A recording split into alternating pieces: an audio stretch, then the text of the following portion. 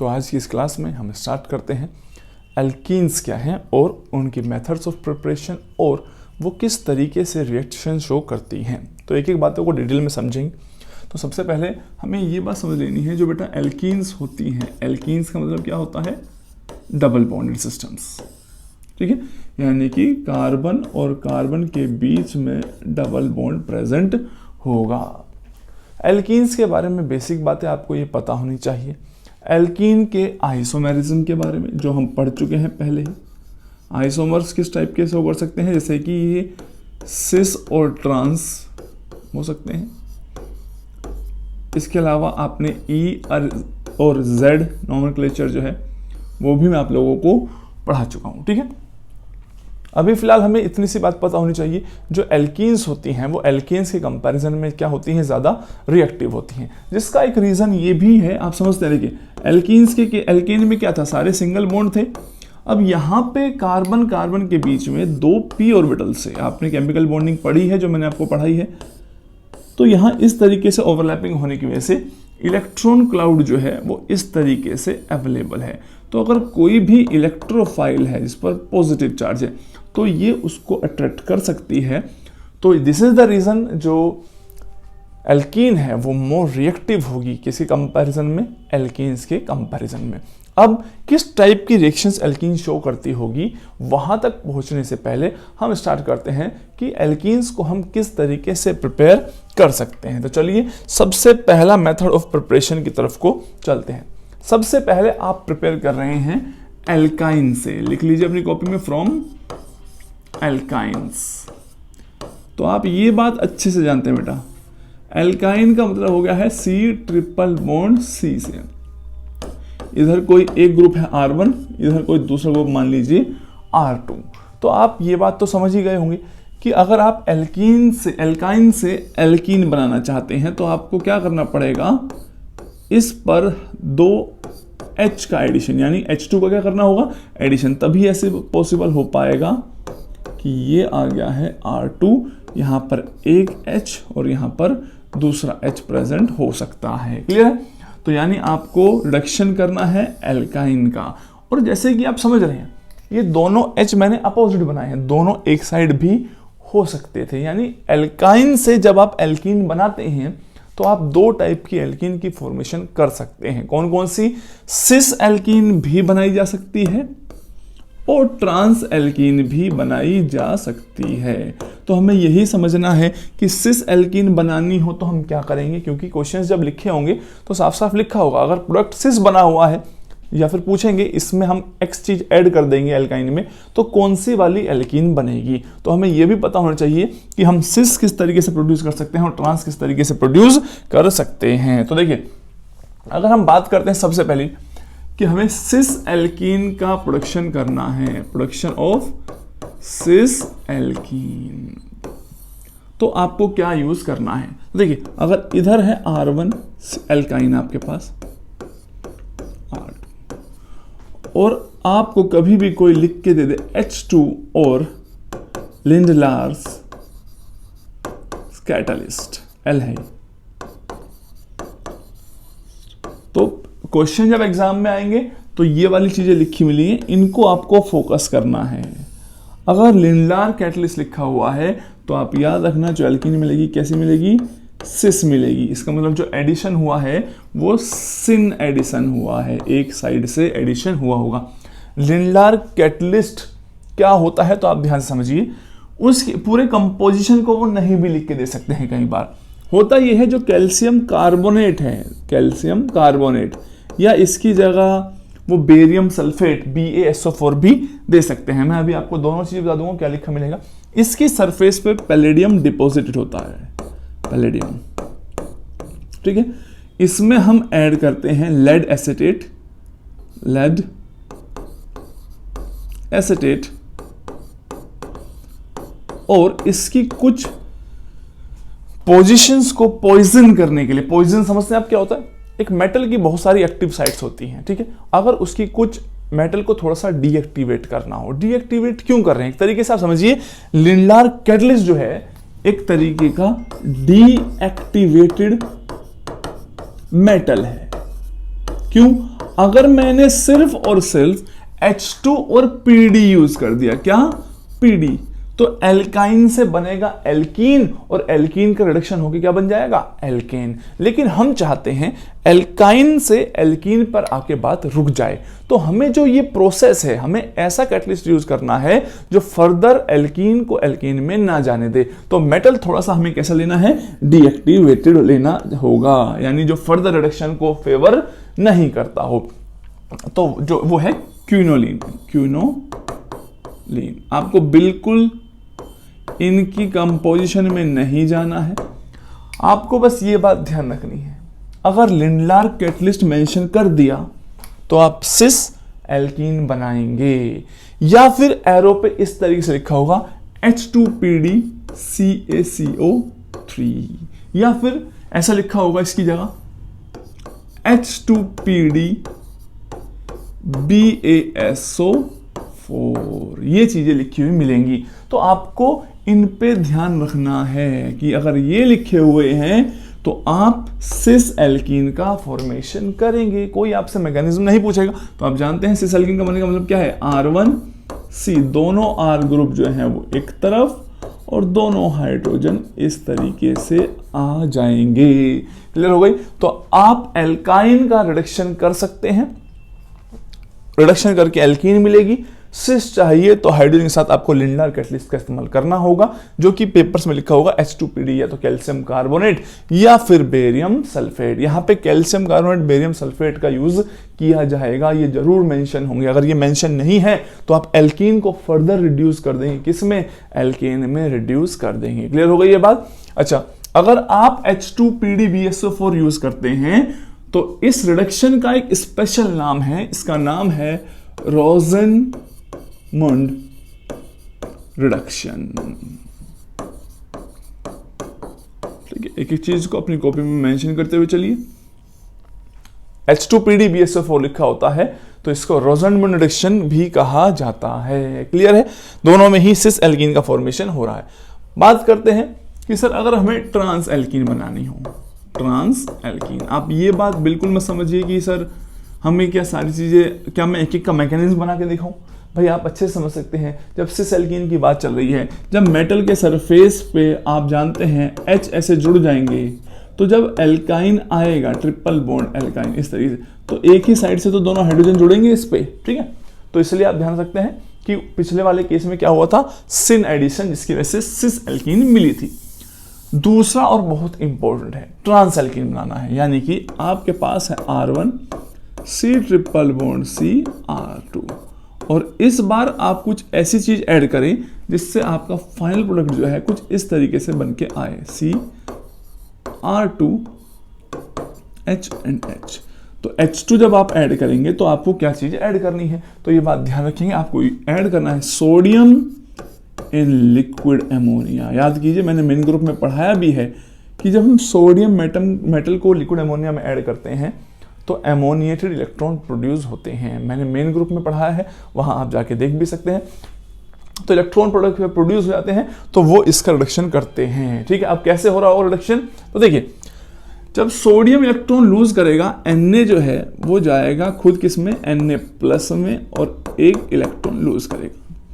ये वाला इलेक्ट्रॉन जब इस कार्बन के पास जाएगा तो देखिए क्या होगा, ये अपने इलेक्ट्रॉन दोनों के पास अलग आ जाएंगे। ये अपना इलेक्ट्रॉन ले लेगा वापस यहाँ से, तो ये बनेगा C। भाई इसके पास तो अनपेड इलेक्ट्रॉन आ गया, डबल बॉन्ड बना ही हुआ है, और इसके पास एक इलेक्ट्रॉन इसने यहाँ से ले लिया और एक सोडियम वाला, तो इस तरीके से नेगेटिव चार्ज आ गया है इस तरीके से। और दूसरा है इसके पास R2, ये क्या बना है, विनाइल रेडिकल आयन, क्योंकि एक कार्बन रेडिकल है एनायन और दूसरा क्या है, एनायन है। अब यहां पे क्या होगा, जो आपके पास अमोनिया है ये इसके प्रोटॉन को एब्स्ट्रैक्ट कर देगा, क्योंकि नाइट्रोजन की इलेक्ट्रॉनिक कैसी है, ज्यादा, तो प्रोटॉन को एब्स्ट्रैक्ट कर लेगा। तो ये बन जाएगा किस तरीके से, R1C डबल बॉन्ड, यहां आ गया H, ये रेडिकल है, और यहां आ गया है R2।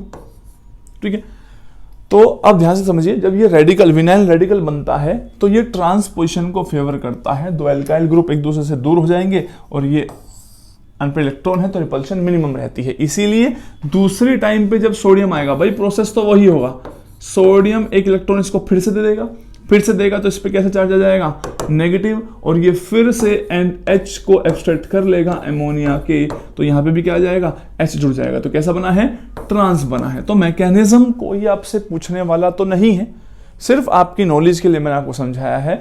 अगर सोडियम इन लिक्विड अमोनिया लिखा हो H2 के नीचे तो आप समझ जाएंगे कि जो एल्कीन आपको बनानी है वो कौन सी है, ट्रांस। और इस रिएक्शन का बहुत इंपॉर्टेंट नाम है जो आपने सुना भी होगा, which is known as Birch reduction.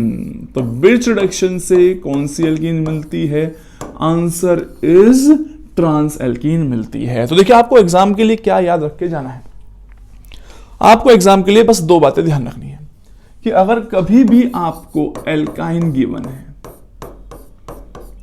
ठीक है, और आपको अगर सिस एल्कीन बनानी है तो क्या ऐड करना चाहिए, और अगर ट्रांस एल्कीन बनानी है तो क्या ऐड करना चाहिए। तो आप जानते हैं अगर आप लिंडलार्स कैटलिस्ट का यूज करेंगे यानी कि H2PD CaCO3 या H2PD BaSO4, इसको रोसेनमूड रिडक्शन भी कहते हैं, या फिर आप H2 के साथ ऐड करेंगे सोडियम इन लिक्विड अमोनिया, इसको बर्स्ट रिडक्शन कहते हैं। तो सिस और ट्रांस एल्कीन आपको इस तरीके से ऑब्टेन होगी। तो प्रिपरेशन ऑफ एल्कीन में काफ़ी देर से मैं आपको कुछ बात पढ़ा रहा हूँ, लेकिन आपके एग्जाम में जो काम होगी हम आएगी वो सिर्फ ये वाली बात रहेगी कि आप किस तरीके से सिस और ट्रांस एल्कीन को प्रोड्यूस कर सकते हैं। क्या इतनी बात आप लोगों को क्लियर हो गई है? Dehydro halogenation. अब देखो डी वर्ड जब भी लग जाता है वो बेसिकली ये बात को रिप्रेजेंट करता है कि उस किसी चीज का रिमूवल हो रहा है। तो कौन सी चीज रिमूव हो रही है? हाइड्रो मतलब हाइड्रोजन, हैलोजन, हाइड्रोजन और हैलोजन का रिमूव होने पर एल्कीन जब बनाएंगे तो उसको डिहाइड्रो हैलोजिनेशन कहेंगे। कुछ चीज रिमूव हो रही है, एलिमिनेट हो रही है, तो this is a type of elimination reaction.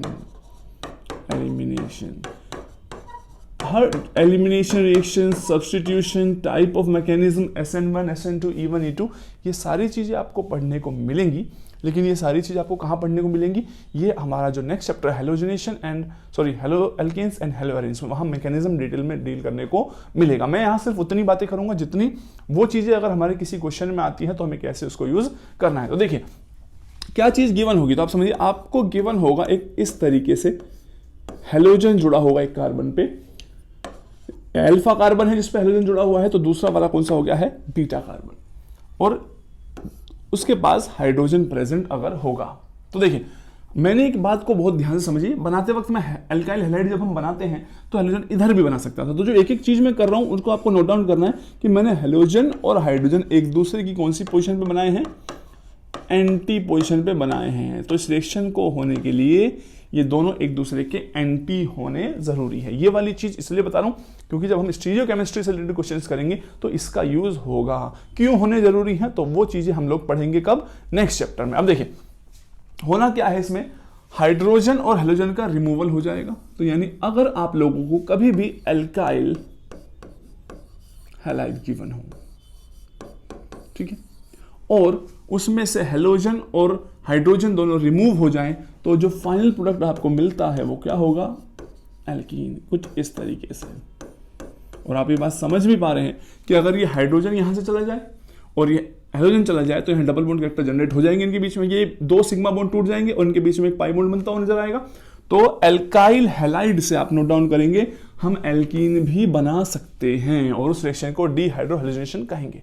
दिमाग में सवाल आएगा, सर जब डिहाइड्रो हैलोजिनेशन होगा तो ये अपने आप तो नहीं होगा, कुछ ना कुछ तो चीज आपको ऐड करनी ही पड़ेगी। वो चीज क्या है उसी को हमें ध्यान रखना है। तो यानी कौन सा रीजेंट हम यूज करेंगे, यहाँ एरो पर क्या लिखा हो जिससे हम पहचान सकें। तो यहां पर एरो पे आपको लेना होगा एक बेस, एक बेस ऐसा जो इस प्रोटॉन को अपनी तरफ खींच ले। अगर ये प्रोटॉन को खींच लेगा तो ये प्रोटॉन गया इस बेस के साथ, तो यहाँ मान लो बेस को मैं बी से रिप्रेजेंट कर रहा हूं, तो बी और एच एक तरफ हो गए। क्लियर हो गई बात। अब ये एच चला गया तो कार्बन कार्बन के बीच में अगर डबल बॉन्ड आएगा तो ये हेलोजन लीव कर जाएगा यहां से। ऐसी चीजों को हम लिविंग ग्रुप कहते हैं, जिनके बारे में आपको आगे पढ़ने को मिलेगा। तो लिविंग ग्रुप अगर रिमूव कर जाए तो मान लो हैलाइड आयन था, ये रिमूव हो गया इस तरीके से। तो ये है आपकी ओवरऑल रिएक्शन, यानी रिक्वायरमेंट इस रिएक्शन को प्रोसीड करवाने के लिए क्या है, वो है एक बेस की। तो क्या बेस हो सकते हैं, देखो अगर या तो आपको लिखा मिलेगा पेपर में एल्कोहलिक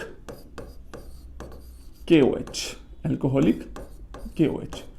एल्कोहलिक KOH का मतलब है दारू पिया हुआ KOH या फिर दारू में डूबा हुआ।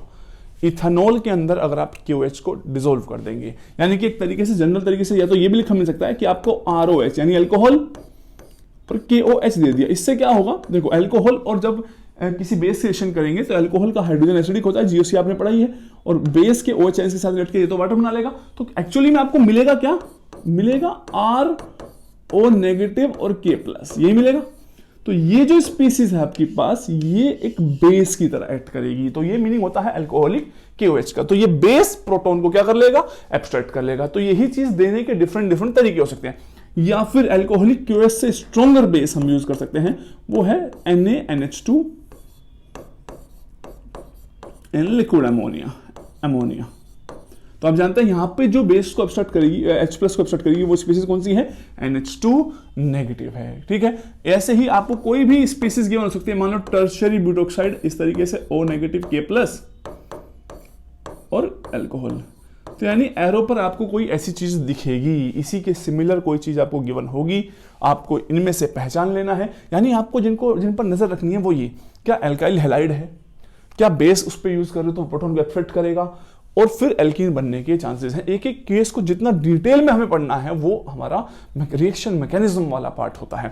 फिलहाल हम आगे बढ़ते हैं यहाँ से। इस रिएक्शन में हमें क्या क्या बातें ध्यान रखनी है। सबसे पहली बात तो डिटेल तो मैंने क्या बताया नेक्स्ट चैप्टर में है, अब ये बात ध्यान रखेंगे जो रेट ऑफ रिएक्शन है, इफ दिस रिएक्शन, रेट किन पे डिपेंड करता है, एक तो बेस की कॉन्सेंट्रेशन पे, ठीक है, और दूसरा जो आपने रिएक्टेंट लिया था यानी कि अल्काइल हैलाइड, दोनों की ही कॉन्सेंट्रेशन पे रेट जो है वो डिपेंड करता है। तो आप देख रहे हैं अगर आप ऑर्डर की बात करेंगे तो ऑर्डर क्या हो जाएगा, इसका सेकंड ऑर्डर रिएक्शन हो जाएगी। काइनेटिक्स में आपने पढ़ा होगा ऑर्डर, बोलो भाई 1 और 1 है अगर तो ऑर्डर 2 हो गया। इसीलिए इस टाइप रिएक्शन को E2 एलिमिनेशन रिएक्शन भी कहा जाता है। अगर आप रिएक्शन मैकेनिज्म पहले देख चुके हैं तो ये बातें आपको बहुत इजीली समझ में आ रही होंगी। क्लियर हो गई बात। अब हम देखते हैं कि सर क्वेश्चन जो है वो किस टाइप के आएंगे अगर हम इस रिएक्शंस की बात करें। तो जरा ध्यान से देखो, आप खुद ही समझ जाएंगे। यहां पर आपको इस तरीके से गिवन होगा, आप समझ गए ये अल्काइल हैलाइड है, और एरो पे लिख के देंगे अल्कोहलिक ऐसे KOH और पूछेंगे क्या बनेगा। तो आप देखिए जिस पर जुड़ा हुआ है क्लोरीन वो है अल्फा, नेक्स्ट वाला कौन से है बीटा, ये भी क्या हो सकता है बीटा। तो एक से ज्यादा बीटा हाइड्रोजन पॉसिबल है तो एक से ज्यादा एल्कीन का फॉर्मेशन भी क्या हो सकता है, पॉसिबल हो सकता है। अब ध्यान समझिए, अगर ये वाला बीटा हाइड्रोजन या ये वाला बीटा हाइड्रोजन दो है आपके पास, दिस इज 1 दिस इज 2, अगर 1 वाला एब्स्ट्रैक्ट करता है ये तो यहां पे डबल बॉन्ड आएगा, यानी कि अगर 1 वाले रास्ते पे जाते हैं हम, मैं लिख रहा हूं 1 वाले को एब्स्ट्रैक्ट करोगे तो आप समझ गए हैं कि डबल बॉन्ड यहां आएगा और this is your final alkene. अगर ये वाला हाइड्रोजन एब्स्ट्रैक्ट करता है बेस तो डबल बॉन्ड इनके बीच में आएगा। दैट मींस आप समझ गए होंगे प्रोडक्ट जो है कुछ ये बन रहा होगा। तो यू हैव 2 प्रोडक्ट्स। अब मेजर और माइनर की बात करते हैं कि कौन सा मेजर प्रोडक्ट बन रहा होगा। तो ये बात समझिए बेटा कि हम एल्कीन की स्टेबिलिटी जीओसी में मैं डिटेल में बता चुका हूं, आप अच्छे से समझ रहे होंगे। इसके पास अल्फा हाइड्रोजन ज्यादा है, कितने हैं 3 इधर है और 3 इधर है, उसके पास अल्फा हाइड्रोजन क्या है कम है, तो इसका मतलब ये ज्यादा स्टेबल है। मोर सब्स्टिट्यूटेड एल्कीन जो होती है वो ज्यादा स्टेबल होती है। इसको सेटजेफ या जेटसेफ रूल भी कहा जाता है, या फिर इसको आप देखेंगे सेटजेफ, स्पेलिंग मेरे को ध्यान नहीं है, एग्जैक्ट वी होता होगा, सेटजेफ एल्कीन कहा जाता है। अच्छा, एक और टाइप की जो लेस सब्स्टिट्यूटेड है उसको हॉफमैन एल्कीन कहा जाता है। हॉफमैन, उसका रीजन है, आगे हम सब चीजें पढ़ेंगे, मैं सिर्फ इस वक्त उतनी ही बात बताऊंगा। अब मैं सेटजेफ और हॉफमैन एल्कीन की डिटेल डिस्क्रिमिनेशन भी बता सकता हूं कि कब ये वाली एल्कीन जो है वो मेजर प्रोडक्ट होगी।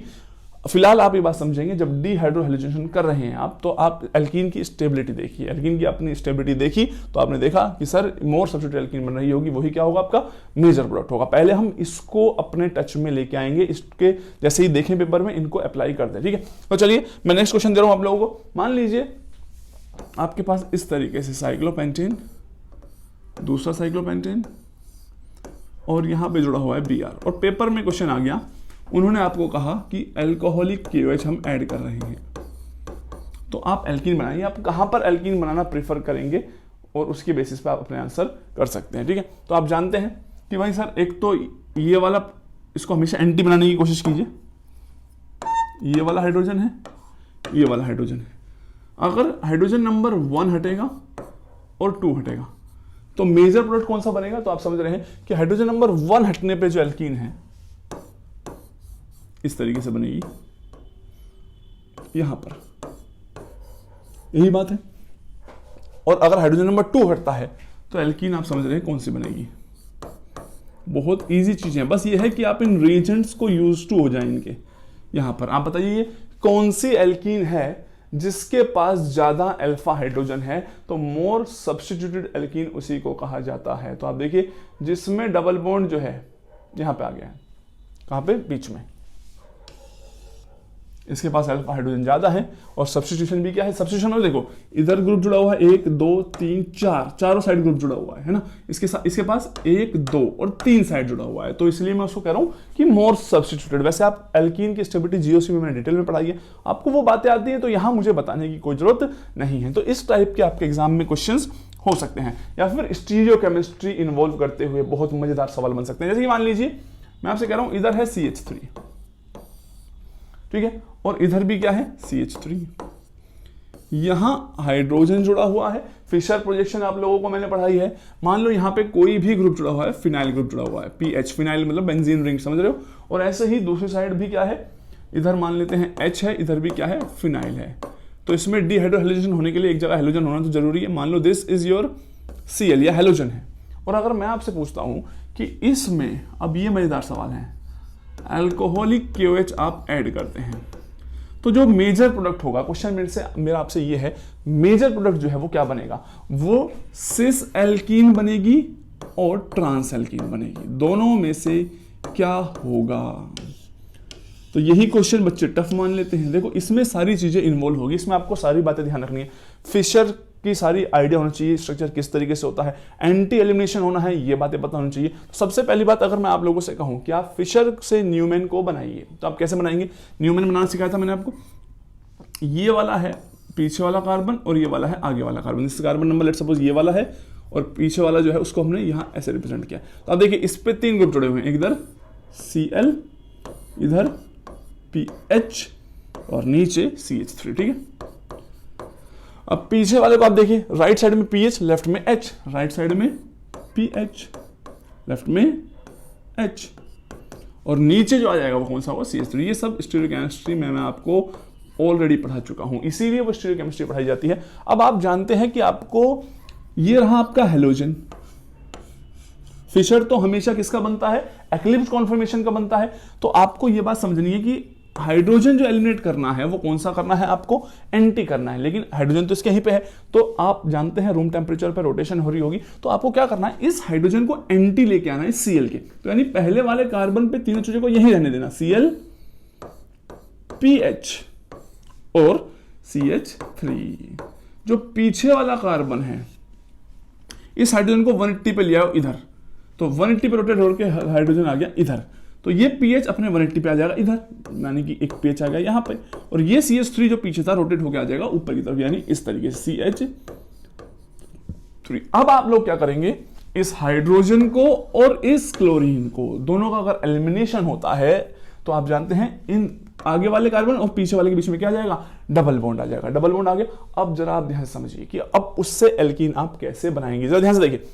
मान लो इसके और पीछे वाले, ये है आगे वाला कार्बन, ये है पीछे वाला कार्बन, इनके बीच में क्या आ गया, डबल बॉन्ड। आप ध्यान से देखिए, अगर इसके पास PH इधर है, मान लो आपने यहां रिप्रेजेंट कर दिया PH, अंदर जा बेटा, तेरे को किसने बुलाया, PH। लेफ्ट साइड पे आगे वाले कार्बन के इधर PH है और एक तरफ क्या है, CH3, यही वाली बात है। पीछे वाले कार्बन पे जरा देखिए, राइट साइड पे क्या है उसके CH3 और लेफ्ट साइड पे इधर क्या आ रहा है उसके PH आ रहा है। इसी तरीके से बात बन रही है। तो आप जरा ध्यान से देखिए कि दोनों CH3 जो है एक दूसरे के क्या हो गए हैं, trans. That is what the correct answer is trans. तो इस तरीके से आप लोगों को आंसर करने होंगे। समझ आ रहा है ना इंटरेस्टिंग क्वेश्चंस? तो सबसे पहली बात तो आप इसको पूरे को देख लीजिए और ऐसे बहुत सारे सिमिलर क्वेश्चंस जो है बेटा वो आपके एग्जाम में आ सकते हैं। मैं एक और क्वेश्चन दे रहा हूँ, उसको आप लोग खुद ट्राई करेंगे, ठीक है। फॉर एग्जाम्पल आपको अगर कुछ इस टाइप का क्वेश्चन गिवन हो, यहाँ पर डिफरेंट ग्रुप, मैं इस बार क्या कर रहा हूँ, डायरेक्ट न्यूमैन ही दे रहा हूँ। मान लो इधर आपके पास एक ग्रुप है PH, दूसरी साइड आपका कोई ग्रुप है H और इधर आप जानते हैं CH3 या Me ग्रुप गिवन हो सकता है। अब आपको अगर Br में या Cl यहाँ लगा दूं, इधर है H और दूसरी साइड जो है वो है PH और आपको लिखा हुआ मिले अल्कोहलिक KH, तो आप क्या आंसर करेंगे? अल्कोहलिक KOH, क्या आपका आंसर आना चाहिए? तो आप लोग इसको ट्राई करिए। तो आंसर जो होगा मैं आपको बता रहा हूँ सिस बनेगा।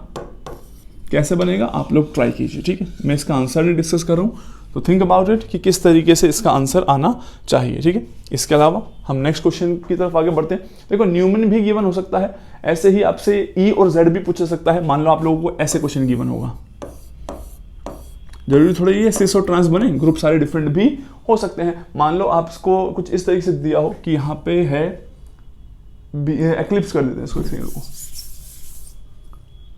क्योंकि हर बार स्टैगर देना भी सही नहीं, तो हमें डिफरेंट टाइप के क्वेश्चंस जो हैं वो कवर करने मेनली। तो जो आगे वाले कार्बन पे हैं वो है इधर मान लो H, इधर है Br, इधर मान लेते हैं Me आ जाता है। ये आगे वाले कार्बन की बात करूँ, ठीक है। और जो पीछे प्रेजेंट है उनको मैं इसी तरीके से रिप्रेजेंट करूंगा। मान लो ये है H, ये है PH, रेड वाले जो हैं वो पीछे वाले कार्बन से जुड़े हुए हैं और ET। आपसे क्वेश्चन ये है, अगर एरो के ऊपर आपको लिख के दिया है कि अल्कोहलिक KOH है, तो बताइए क्या बनेगा? E और Z, मेजर प्रोडक्ट क्या होगा? तो मैं आपको आंसर बता देता हूं। मेजर प्रोडक्ट जो बनेगा वो बनेगा Z एल्कीन और EZ नॉमेनक्लेचर मैं आप लोगों को पहले ही पढ़ा चुका हूं। या फिर आपको पेपर में ऐसा हो सकता है डायरेक्ट सॉहर्स प्रोजेक्शन गिवन हो। मान लो मैं एक क्वेश्चन करके दिखाता हूं और उसी के जैसा एक होमवर्क दूंगा, तो साथ साथ सीखते हुए चलना है। बहुत सारे एग्जाम्पल्स जितने मैं करा रहा हूँ वो सफिशिएंट है, ठीक है। कराने को 1000 क्वेश्चन कराए जाते हैं, मैं डिफरेंट टाइप्स बता रहा हूँ और एक आधा आपको करने के लिए भी दे रहा हूँ। करते रहिए इसी तरीके से। मान लीजिए ये है Me ऊपर, यहाँ पर ये प्रोजेक्शन स्टीरियोकेमिस्ट्री में मैंने आपको पढ़ाए हैं, तो वहाँ से आप अच्छे तरीके से पढ़ सकते हैं इसको। ये है H और ये है PH और आपसे क्वेश्चन होगा, अगर हम अल्कोहलिक KOH ऐड करते हैं तो क्या प्रोडक्ट बनना चाहिए? हम जानते हैं अल्कोहलिक KOH में जहां पर हेलोजन है और जो हाइड्रोजन है उसके एंटी होना चाहिए। दैट मींस अभी ये बिल्कुल इसके एंटी नहीं है हमारे टी पे, तो आपको हल्का सा रोटेशन करना होगा। क्लियर है? तो आप जब रोटेशन करेंगे, आगे वाले को ऐसे ही रहने देना भाई। देखो पेपर में कोई बच्चा जल्दबाजी नहीं करेगा, मैं कितनी आराम से बना रहा हूं, तो ये चीजें वहां एग्जाम में भी बिल्कुल इसी तरीके से आराम से बनानी होगी। आप जानते हैं आपको हाइड्रोजन को इस तरीके से रोटेट करना है, तो ये इस तरफ रोटेट होगा, ये इस तरफ रोटेट होगा। तो हाइड्रोजन को जब आप यहाँ पे ले आएंगे एंटी इस जगह पे, ठीक है, इस तरीके से, तो पीएच जो है वो यहाँ जाएगा एक तरीके से और एमई जो है थोड़ा सा और इधर आ जाएगा, which is like this. Clear है? अब आप ध्यान से समझ पा रहे हैं कि बी आर जो है और एच जो है वो एक दूसरे क्या हो गए हैं, एंटी हो गया। अगर बेस जो है इस एच को एब्स्ट्रैक्ट करेगा तो यहाँ पर डबल बॉन्ड कैरेक्टर आएंगे इनके बीच में और ये वाला ग्रुप लीव कर जाएगा। तो फिर ध्यान से देखिए किस टाइप की एल्कीन आपकी बन रही है। तो ये वाला कार्बन और ये वाला कार्बन, इनके बीच में क्या है, डबल बॉन्ड। ये एमई इधर है और ये एच इधर ही रहेगा। अब देखिए ये वाला पीएच राइट है इधर और ये वाला एमई इस तरफ है इधर। क्लियर है? तो अब देखिए आपको कौन सी एल्कीन मिल रही है, तो एमई और एमई दोनों कहाँ हैं, ट्रांस पोजीशन पे है। That is why the correct answer is trans. Clear है? तो आपको इस टाइप के पोजीशन भी दिए जा सकते हैं। तो जो नेक्स्ट मेथड है एल्कीन्स को प्रिपेयर करने का वो है from dihalides. Dihalides मतलब दो हेलोजन जुड़े हुए होंगे और दो हेलोजन जो हैं ऐसा भी हो सकता है सेम ही कार्बन पे जुड़े हों। जब सेम कार्बन पे जुड़े होते हैं तो हम क्या बोलते थे, उनको याद करो, जैमिनल या फिर जैम डाई हैलाइड, जैमिनल। और अगर वो अलग अलग पे जुड़े होते तो हम क्या बोलते थे, विसिनल डाई हैलाइड या फिर विक डाई हैलाइड। इसको क्या बोलेंगे, जैम। जैम वाले में क्या है, दोनों हेलोजन एक ही कार्बन पर। विसिनल वाले में क्या है, दोनों हेलोजन एडजेसेंट कार्बन पर प्रेजेंट होते हैं। तो अब हमें सीखना है कि इनसे हम एल्कीन की प्रिपरेशन किस तरीके से कर पाएंगे। तो चलिए देखते हैं इनको। तो सबसे पहले आप लिख लीजिए preparation of alkene from vicinal डाइहैलाइड्स।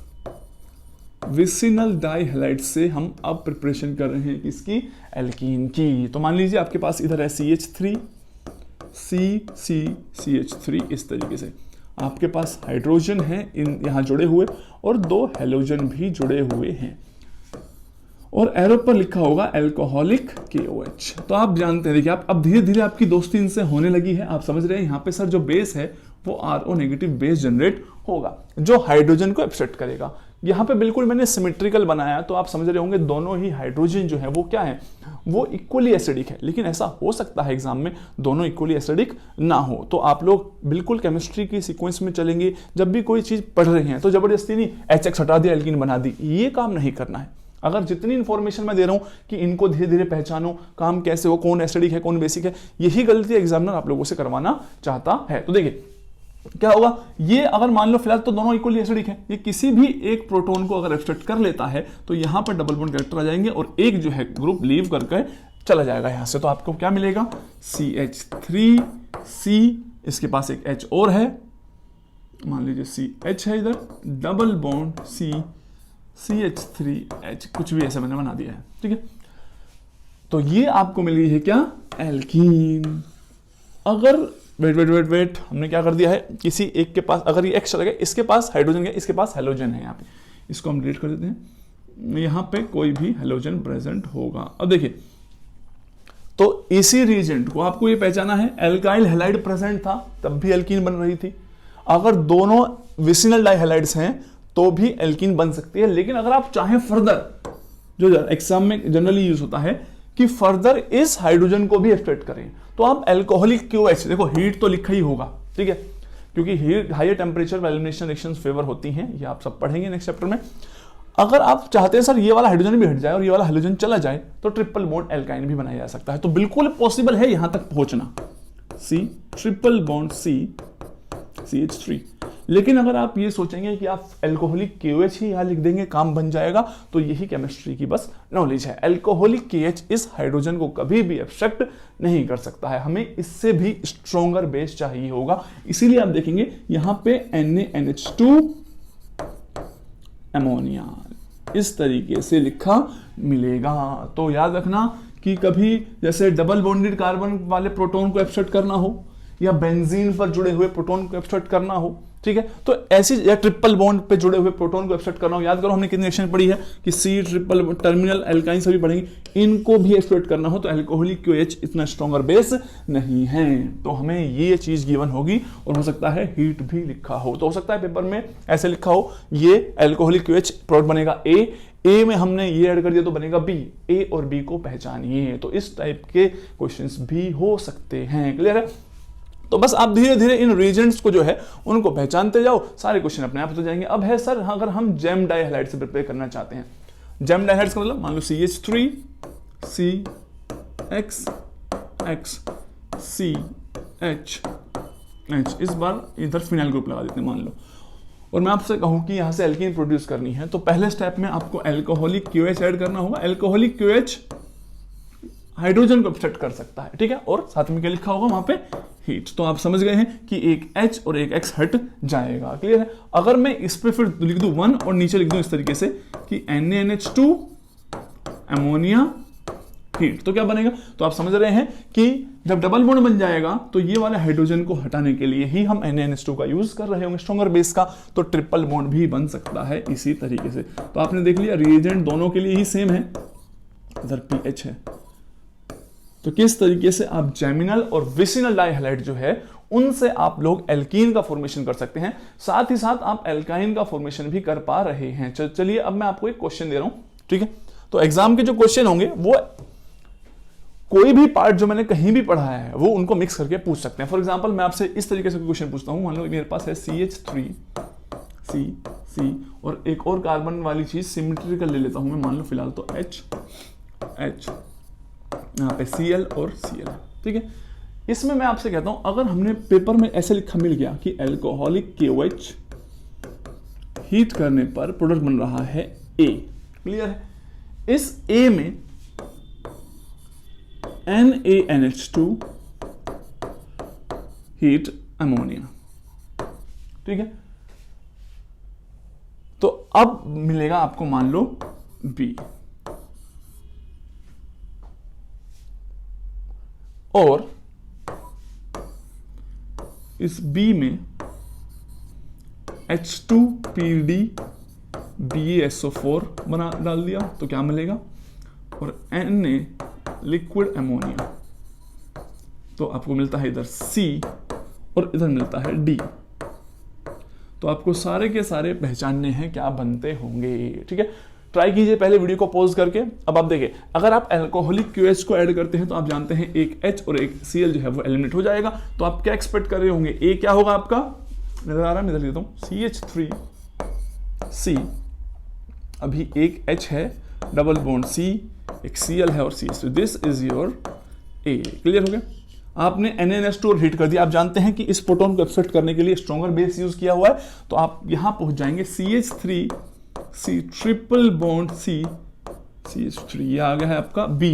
आप जानते हैं H2PD BaSO4 ये क्या कर रहे हैं, ये क्या, और अगर लिख दिया लिंडार कैटलिस्ट भी, लिंडार कैटलिस्ट, तो आप जानते हैं एल्काइन जो है उसका रिएक्शन वो क्या बनेगा, एल्कीन, और कौन सी एल्कीन बनेगी, सिस बनेगी। तो CH3CH3H, तो ये बनेगी सिस एल्कीन। और आप जानते हैं अगर आप यूज करते हैं sodium in liquid ammonia, this is your bridge reduction, और ब्रिज रिडक्शन में जो प्रोडक्ट मिलेगा वो कौन सी एल्कीन मिलेगी, ट्रांस एल्कीन मिलेगी। क्या आप लोग बना लेंगे इसको? तो एग्जाम में क्या होगा, जैसे अभी हमने क्या पढ़ा है, एल्कीन्स पढ़ा है, थोड़ा सा हाइड्रोकार्बन्स पढ़े हैं थोड़े से, तो ये अब चीजें मिक्स होने लगी हैं। तो आप धीरे धीरे मेरे को लगता है इनको पहचानने लगे हो कि कौन सी चीज क्या कर रही है, ये क्या करता है, ये क्या करता है। बस इसी की नॉलेज जब हम लोगों को हो जाएगी तो हम किसी भी टाइप के क्वेश्चन में इन रीजेंट्स के नेचर को पहचान सकते हैं। ठीक है।